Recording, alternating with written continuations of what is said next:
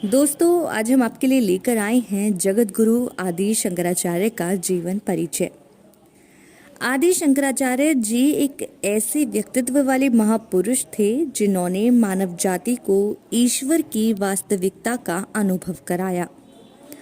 इतना ही नहीं, कई बड़ी महर्षि मुनि कहते हैं कि जगत गुरु आदि शंकराचार्य स्वयं भगवान शिव के साक्षात अवतार थे। जगत गुरु आदि शंकराचार्य जी के जीवन एवं उनके कार्यों के बारे में वर्णन करना समुद्र के सामने एक छोटी सी बूंद के समान है।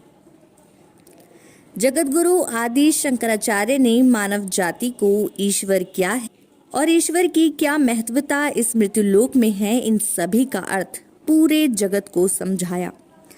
आदि शंकराचार्य ने अपने पूरे संपूर्ण जीवन काल में ऐसे महत्वपूर्ण कार्य किए हैं जिनका महत्व हमारे भारत की संस्कृति के लिए वरदान के भांति है। आदि शंकराचार्य जी ने भारतीय संस्कृति और हिंदू धर्म को बहुत ही खूबसूरती से निखारा है और इसका पूरे विश्व भर में प्रचार प्रसार किया है।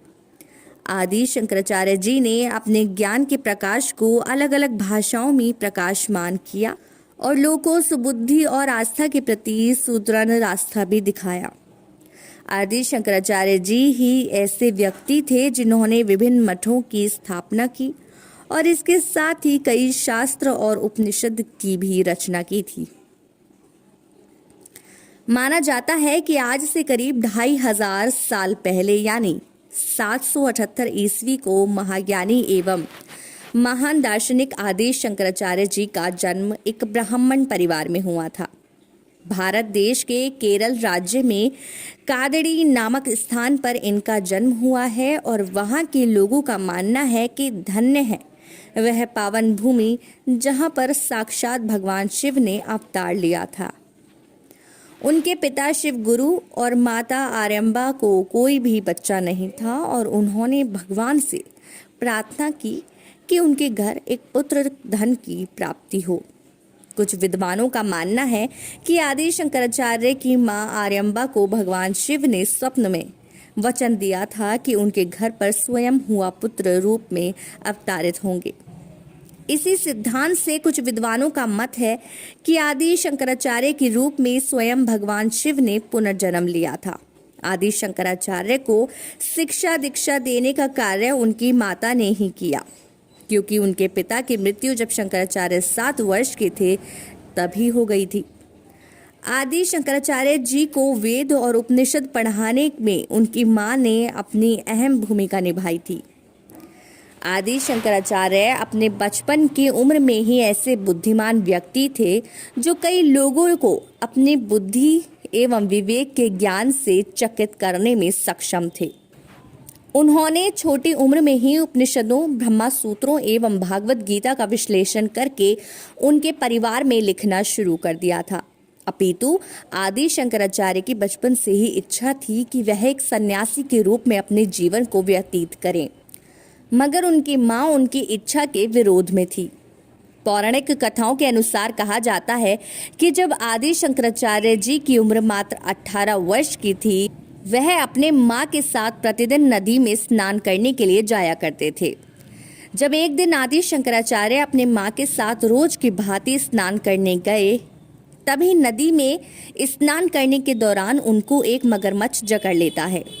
फिर वह अपनी मां से बोलते हैं कि मां, मुझे सन्यासी बनने की अनुमति दे दो, वरना यह मगरमच्छ मुझे भक्षण कर ले जाएगा। उनकी मां ने घबराहट में आकर उन्हें सन्यासी बनने की अनुमति प्रदान कर दी। परिणाम स्वरूप मगरमच्छ उनको छोड़कर वापस नदी में लौट जाता है। अपने मां द्वारा अनुमति मिलने के बाद वह अपने गृहस्थ जीवन को छोड़कर सन्यासी जीवन धारण करके अपने गुरु की तलाश में और अध्यात्म के ज्ञान की ओर अपनी यात्रा को शुरू कर देते हैं। ज्ञान और गुरु की तलाश में उनकी मुलाकात आचार्य गोविंद भगवत्पाद जी से हुई, जिसे इन्होंने अपने गुरु के रूप में और गोविंद भगवत्पाद ने आचार्य शंकराचार्य जी को अपने शिष्य के रूप में स्वीकारा।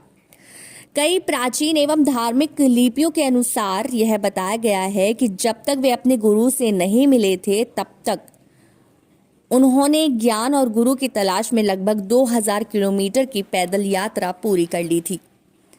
आदि शंकराचार्य ने अपने गुरु की छत्र छाया में रहकर गौड़पादियों कारिका, ब्रह्मसूत्र, वेद और उपनिषदों का अध्ययन किया।